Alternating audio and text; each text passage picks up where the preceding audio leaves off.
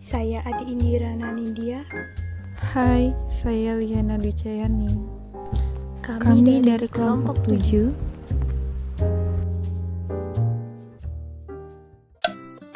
Kata reliabilitas adalah kata benda, sedangkan kata sifatnya adalah reliable. Reliable artinya dapat dipercaya atau dapat diandalkan.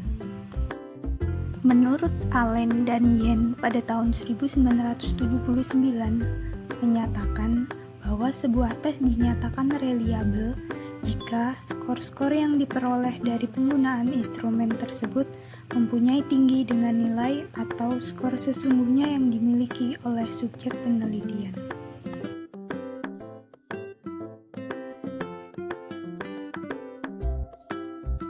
Apabila hasilnya kurang dari 0,20, maka dikategorikan sangat rendah.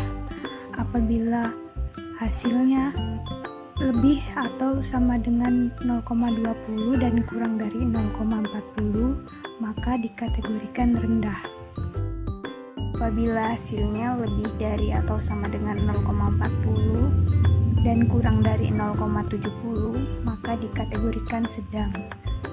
Apabila lebih dari 0,70 dan kurang dari 0,90, maka dikategorikan tinggi.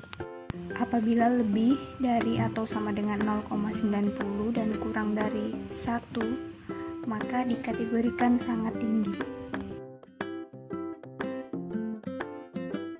Yang pertama, ada pendekatan tes atau retest. Dilakukan dengan menggunakan soal tes yang sama sebanyak 2 kali dalam kurun waktu tertentu. Subjek penelitian adalah kelompok yang sama, jadi kelompok tersebut mengerjakan soal sebanyak 2 kali. Jadi, untuk mengestimasi reliabilitasnya, digunakan instrumen yang sama. Responden atau subjek penelitiannya sama, tetapi waktu tesnya dibuat berbeda. Yang kedua, ada pendekatan bentuk paralel. Dalam pendekatan ini, memerlukan 2 tes yang kedudukannya saling paralel atau setara. Artinya, tes yang akan diestimasi reliabilitasnya harus mempunyai paralelnya, yaitu tes lain yang jumlah itemnya sama, setara, dan tentunya mempunyai tujuan sama. Jika sudah diperoleh 2 instrumen yang paralel, maka dengan menghitung korelasi dari skor hasil tes kedua instrumen, akan diketahui seberapa reliable instrumen tersebut. Yang ketiga, ada pendekatan konsistensi internal. Dilakukan dengan hanya memberikan tes sebanyak sekali saja atau single trial administration. Karena hanya menggunakan tes sekali saja, maka hanya dibutuhkan 1 instrumen dalam pendekatan tipe ini. Mengestimasi reliabilitas setelah pembelahan. Yang pertama, formula spin membran atau belah 2. Formula spin membran digunakan pada pembelahan tes yang menghasilkan 2 belahan yang paralel. Formula ini diterapkan pada instrumen tes yang skor-skor itemnya dikotomi atau tidak dikotomi. Koefisien reliabilitas diperoleh dari korelasi 2 hasil skor dalam kedua belahan yang terbentuk. Rumusnya untuk mencari koefisien reliabilitas spin membran adalah 2 kali koefisien korelasi antar kedua belahan dibagi 1 ditambah koefisien korelasi antar kedua belahan. 2 adalah formula Rulon. Rulon memberikan formula untuk pembelahan tanpa harus berasumsi bahwa kedua belahan memiliki varian yang sama.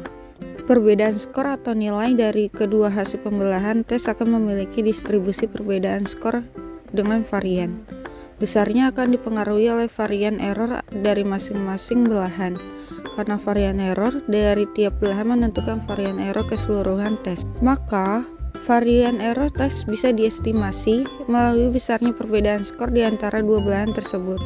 Formula Rulon dirumuskan sebagai berikut, yaitu 1 dikurang varian perbedaan skor kedua belahan dibagi varian skor tes. Formula Rulon dapat diterapkan pada instrumen tes yang memiliki skor dikotomi.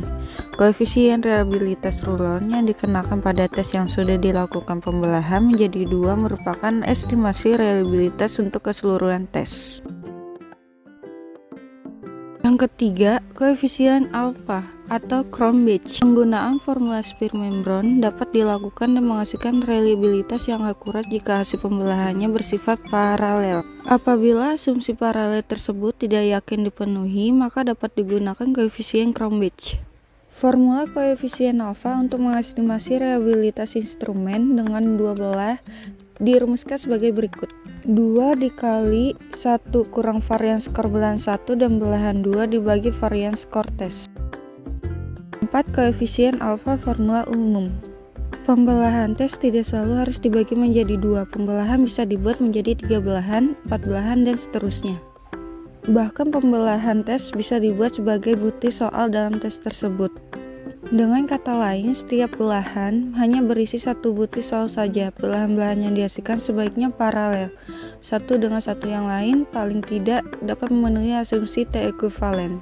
Rumus formula umum koefisien alfa adalah sebagai berikut tuh: banyaknya belahan tes dibagi banyaknya belahan tes dikurang 1. 1 dikurang sigma varian belahan J dibagi varian skor tes total. Formula Kuda-Richardson. Jika suatu tes mempunyai jumlah item soal yang tidak terlalu banyak dan pemberian skornya dengan dikotomi, maka pembelahan tes menjadi dua bagian cenderung akan menghasilkan bagian yang tidak setara. Akan tetapi jika dilakukan pembelahan yang lebih banyak akan mengakibatkan jumlah item dalam tiap belahan menjadi sedikit. Hal ini bisa mengakibatkan estimasi reliabilitasnya menjadi tidak akurat. Salah satu alternatif yang bisa dilakukan adalah membelah tes menjadi sebanyak item soal. Jadi setiap belahan hanya membuat satu butir soal saja. Rumus formula KR21 adalah banyaknya item dikurang banyaknya item dikurang 1. 1 dikurang banyaknya item dikali rata-rata proporsi kali 1 kurang proporsi dibagi varian skor tes. Formula Christoph untuk belahan 3. Tes yang mempunyai jumlah butir soal atau item tidak genap tidak bisa dibelah menjadi dua bagian. Jika dibelah menjadi dua, akan menghasilkan dua belahan soal dengan jumlah butir soal yang tidak sama, sehingga tidak dapat memenuhi asumsi T ekuivalen. Oleh karena itu, rumusan atau formula alfa tidak dapat diterapkan dalam hal ini.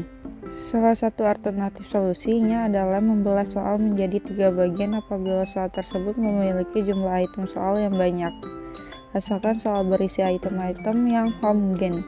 Perhitungan untuk mendapatkan koefisien korelasinya berdasarkan pada estimasinya skor yang ditemukan oleh Christoph, yaitu varians belahan 1 dan belahan 2 kali kovarians belahan 1 dan belahan 3 dibagi kovarians belahan 2 dan belahan 3 ditambah kovarians belahan 1 dan belahan 2 dikali kovarians belahan 2 dan belahan 3 dibagi kovarians belahan 1 dan belahan 3 ditambah kovarians belahan 1 dan belahan 3 dikali kovarians belahan 2 dan belahan 3 dibagi kovarians belahan 1 dan belahan 2 ditambah kovarians belahan 1 dan belahan 2 ditambah kovarians belahan 1 dan belahan 3 ditambah kovarians belahan 2 dan belahan 3.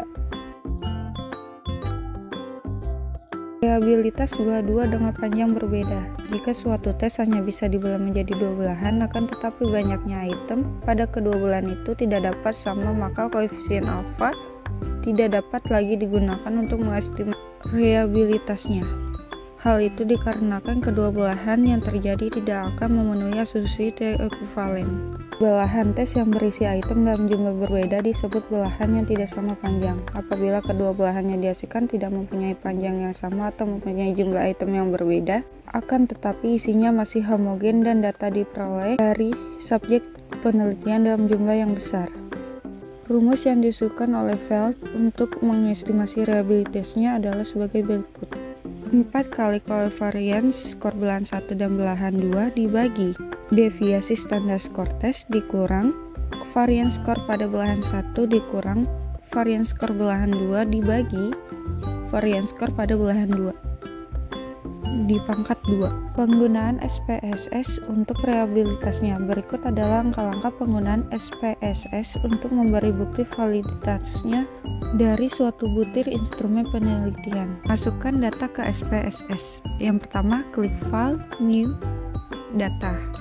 Klik Variable View, kanan bawah, ketikkan nama B1, B2, dan seterusnya hingga B6 pada kolom name. Klik data view kiri bawah dan memasukkan data hasil uji coba yang diperoleh. Menyimpan data, klik file, save, kemudian berikan nama pada data tersebut. Mengolah data, klik menu analisis, scale, reliability analysis. Muncul dialog reliability analysis, pindahkan semua variabel B1 dan B6 ke kotak item pada model pilih alpha. Klik statistik, pilih centang scale if item delete, continue, OK. Output dan kesimpulan. Output di atas menunjukkan bahwa ada 15 responden dari semua data terisi, tidak ada yang kosong. Output di atas menunjukkan hasil nilai koefisien alfa yaitu 0,75, maka instrumen dinyatakan mempunyai reliabilitas yang tinggi. Penentuan reliabilitas juga sering menggunakan fungsi R-table. Pada kasus ini, untuk N sama dengan 15, maka nilai R adalah 0,515 pada taraf signifikan 5%. Karena R hitungan 0,75 lebih besar daripada R-table, maka instrumen dinyatakan reliable. Output di atas menunjukkan nilai koefisien reliabilitasnya jika item atau butir tertentu dihapus dari instrumen.